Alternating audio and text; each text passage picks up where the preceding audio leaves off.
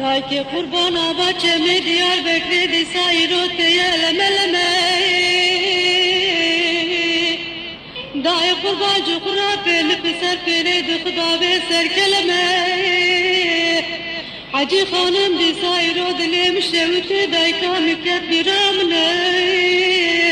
Destirek çavim gariba kude fena barana bahare tezi kurana sekne. Deyvah dayı, garibim dayı, deyvah dayı, bir kesim dayı, kesim ne mal ve dünyaya dayı derler.